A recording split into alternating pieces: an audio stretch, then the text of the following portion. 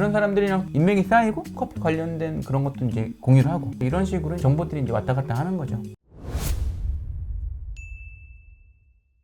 안녕하세요. 현재 디폴트 밸류 매장 운영 중이고요. 바리스타 신청우입니다. 요즘에 대회 지금 준비 한창이지 않으세요? 매장 오픈했을 때부터 항상 받는 질문들이 대회 또 나가시냐 이 질문 항상 하시더라고요. 제가 2013년도에 구스피릿 세계대회를 나갔었는데 국내 대회는 진짜 엄청 치열하거든요. 긴장도 되고. 그런데 이제 세계대회는 딱 올라갔는데 물론 이제 성적은 별로 좋진 않았지만 시연 자체는 엄청 재밌게 하고 내려왔어요. 그래서 이제 제일 큰 무대는 어떤 기분이 들까 그게 너무 궁금하니까 끈을 놓지 못하게 되더라고요. 중독 같은 건가요? 보통 대회 하나 준비하면 한 두세 달은 잡고 밤새 가면서 이제 시간 쪼개서 연습을 하는데 내가 할 수 있는 최선을 다하고 이제 열정을 좀 쏟아 부었다 이런 기분이 좋아가지고 예전에는 그냥 보이는 대회마다 다 나간 적이 있었어요. 더 대단한 거는 그 많은 대회들을 다 그렇게 파이널까지 가신 게 더 대단한 것 같아요. 일단 라떼아트는 나간 적이 없어요. 그래서 KMBC 유성 찍으면 언스페셜티 에듀 라떼아트 구입해가지고 로제타부터 좀 연습한 다음에 정상을 노립니다. 기대하세요. 공약하는 거예요. 제가 특별히 여기서.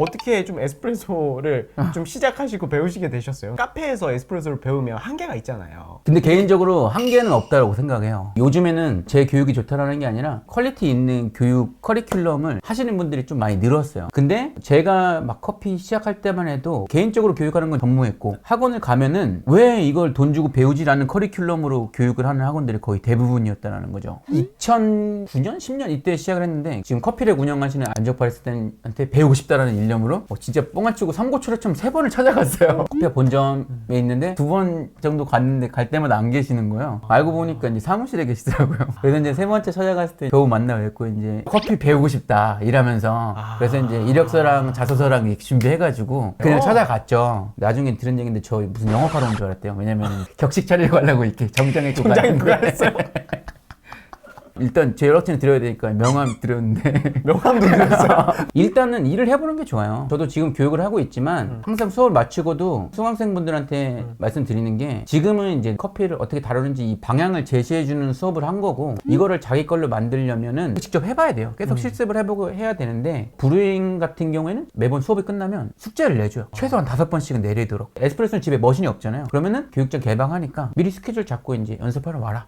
그러면 열의가 있으신 분들은 빅 시간 물어봐서 연습을 하러 와요. 그럼 확실히 그렇게 인지하는 이런 수업 내용들을 실질적으로 이제 해보고 이런 과정을 거치는 분들이 좀 더 빨리 늡니다. 그리고 현업에서 좀 뛰어봐야 궁금증이 생겨요. 예전에는 에스프레소는 무조건 30ml였어요. 근데 지금 30ml 아니잖아요. 왜 에스프레소는 30ml를 뽑아야 되지? 라는 이제 의문점이 든다면 줄여도 보고 늘려도 보고 확인을 해봐야 되는 거죠. 늘렸을 때, 줄였을 때 아 맛이 이러니까 보통 한 30ml 정도 뽑는구나 라고 이제 이해를 하게 되는 거죠. 근데 거기서 야 이거 에스프레소 선배가 30ml 뽑아 그러면은 네! 30ml 뽑겠습니다! 하고 에스프레소 30ml다. 그러면 더 이상 발전이 없는 거예요. 근데 그거에 대한 의심과 호기심과 의문을 생기면 자기가 검증하는 습관을 들여야 돼요. 실질적으로 과학적으로 검증이 안 되는 내용이더라도 아 내가 이렇게 경험을 해보니까 이렇게 일단은 나왔다. 그거를 유의미한 결과로 확정을 지을 수는 없겠지만 그게 또 하나의 자기의 경험이 되는 거죠. 그래서 다음에 비슷한 상황에 맞닥뜨렸을 때 그 경험을 바탕으로 효율적인 방법을 택할 수가 있다는 거예요. 그래서 예전에는 질문충이었어요. 처음에 이제 커피 시작하니까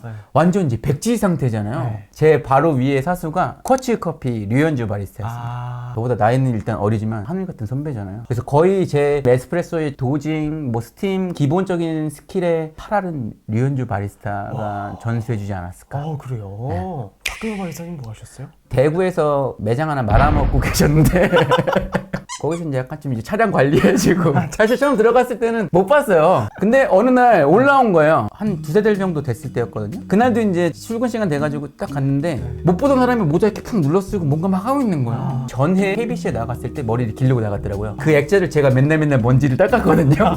처음 뵙는 분이니까 혹시 누구세요? 뭐라 그러는지 알아요? 뭐라고? 그러는 넌 누구세요? 이러는 거예요. 얼굴을 마주쳤는데 내가 맨날 닦던 사진 속에 그 사람이 있는 거야. 저는 그때 그 사람의 진심을 본 거죠. 그러는 넌 누구세요? 라는 말 안에 아, 너 새로운 애구나. 반갑다. 그때 코페아 안에서 이제 제일 실세였죠. 박근호 바리스타님은 이제 매장에서 하는 일도 없으면서 괜히 한번 와가지고 야, 뭐하냐? 간다. 어쨌든 커피를 배우시는 분들은 한번 일해봐라. 네. 그래서 초심자들이 커피를 접하면 네. 이론서에 있는 간단한 내용들도 궁금하단 말이죠. 제가 그런 질문을 하지 않았지만 우리가 에스프레소를 추출할 때 템핑을 왜 해요? 그냥 이렇게 하면 안 되나? 그런 비슷한 류의 질문을 막 이렇게 하니까 들어온 답은 네가 직접 해봐. 그래서 그게 멋있었거든요. 아 이거 직접 해봐야 내게 되는구나라고 감동도 받고 그러는데 시간이 많이 흐른 후에 생각해보니까 잘 몰랐던 것 같아 그 사람. 막 궁금하면은 뭐 해보는 그런 습관이 좀 생겼거든요. 그쵸. 제일 좋은 거는 어느 정도 이제 학습을 하고 스페셜티 커피를 다루고 이제 직원들끼리 으쌰으쌰하고 선배들도 약간 좀 이제 이끌어주고 이런 분위기의 매장에 들어가서 일을 하면 좋겠지만 그렇지 않더라도 커피 추출에 대한 경험을 해보는 게 좋다. 학습 목적으로 한두 번 내려보는 거랑 빌지가 막 밀리는 사투를 벌이는 그 시간에 연속 추출을 막 해보는 이런 경험을 쌓는 거랑은 다르거든요. 다르죠. 그런 경험을 하면서 만약에 그 매장이 별로 이제 이런 커피에 관심이 없고 직원들도 별로 직업으로서의 바리스타로 이제 삶을 살고 있다라고 하면은 내부적으로 자기가 먼저 바꾸려는 시도를 해봐도 좋죠. 사장님 우리 템퍼만 쓰고 있는데 디스트리뷰션 툴 하나 사는 게 어떨까요? 이거 사면은 굉장히 좀 균일한 추출이 된대요. 이렇게 의견을 던지면서 이제 시작을 하는 거죠. 만약에 아무런 의지가 없다 그러면은 시간 날 때 이제 추출에 관련된 테스트를 해보고 그 외에 커뮤니티에서 약간 좀 활동을 하셔도 좋아요. 모든 매장에 다 그런 걸 채워줄 수는 없거든요. 그렇죠. 그래서 저희 매장 오면 엄청 제가 뭔가 가르쳐 줄 것 같잖아요. 네. 물어보면 대답을 해줘요. 이런 식으로 네가 해보면 아마 해결이 될 수 있을 것 같다. 그 방안을 좀 이제 제안을 해주긴 하는데 그분들도 결과적으로 그걸 듣기만 해서 끝내면 안 돼요. 한 예상 답안이 있구나. 근데 그거를 자기가 직접 해봐야 되는 거죠. 저도 지금 막 유튜브 보면서 일러스트 공부하고 있어요. 10분 단위로 쪼개진 내용들이 다 이해가 돼요. 그래서 그 내용들을 보고 바로 내가 뭔가 하려고 하면은 안 된다는 거죠. 그래서 0.5배속으로 띄워놓고 하나하나 같이 버튼 눌러가면서 해봐야 그게 자기게 된다는 거죠. 커피도 똑같습니다. 그리고 이제 세 번째 스텝은 객관적으로 맛있는 커피가 어떤 커피인지 경험을 해봐야 돼요. 그래서 다양한 커피들을 경험해주는 게 좋은데 유명하신 분들이나 아니면 커피가 맛있다고 소문난 이런 카페 투어를 하는 것도 개인적으로 추천을 드려요.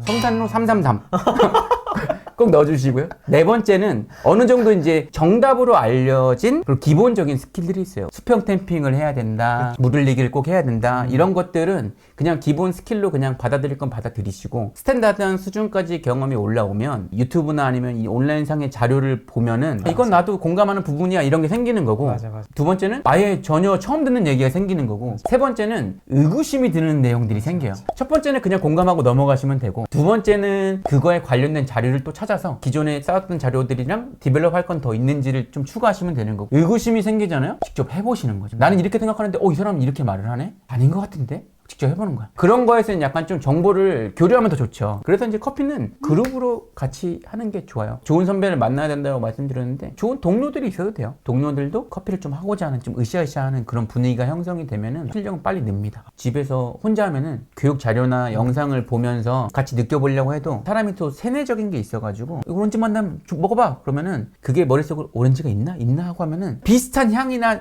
비슷한 신맛이 느껴져도 오렌지로 인지를 한단 말이죠. 그래서 교육 자료에서 말하는 내용들이 맞는지 안 맞는지 확인을 할 수가 없어요. 그리고 지금 가지고 있는 커피 맛을 보는 향을 체크하는 이런 기준이 초반에는 주관적일 수밖에 없다는 거죠. 그런 주관적인 기준을 백날 계속 혼자 먹는다고 생각해보면은 절대 바뀌지 않아요. 그럼 자기의 주관적인 기준만 계속 가져가는 거죠. 좀 더 기준을 객관적으로 맞춰가는 거죠. 그래서 이제 커핑이든 이제 추출이든 이 커피 관련된 거는 같이 해야 일단 또 재밌고요. 벽에 막히면 쉽게 포기하시는 분들도 많아요. 일단 흥미가 떨어진다는 거죠. 거리두기도 이제 풀리고 해서 퍼블릭 커피의 자리들이 조금씩 더 생길 거예요. 신청해가지고 참석을 해보세요. 그럼 분명히 이제 그게 추출은 아니지만 동일한 커피를 같이 맛보고 서로 커뮤니케이션을 하거든요. 그런 부분들이 엄청 도움이 된다라고 생각을 해요. 그런 자리를 한 번도 안 가보셨던 분들은 두려움이 있을 수 있어요. 근데 보통 이제 그런 데 가잖아요. 그러면은 이런 자리를 마련하신 그런 업체분들, 관계자들도 자기의 브랜드를 좀 홍보하고 자기의 커피들을 좀 이제 제공을 해서 이제 피드백을 받고 그런 게 목적이기 때문에 전혀 모르는 상태로 가도 어느 정도 거기서 약간 좀 방교육식으로 약간 좀 이런 가이드라인을 줄 겁니다. 자연스럽게 이제 그게 한 번, 두 번 이제 경험이 늘어나게 되면은 다른 업체에서 하는 자리를 가봐도 또 겹치는 사람도 있을 거예요. 그런 사람들이랑 또 이제 인맥이 쌓이고 커피 관련된 그런 것도 이제 공유를 하고 이런 식으로 이제 정보들이 이제 왔다 갔다 하는 거죠. 알겠습니다. 자, 그러면 본격적으로 효율적인 에스프레소 세팅 방법이라고 바꿨어요. 제목을. 근데 이런 얘기 하고 있었어요?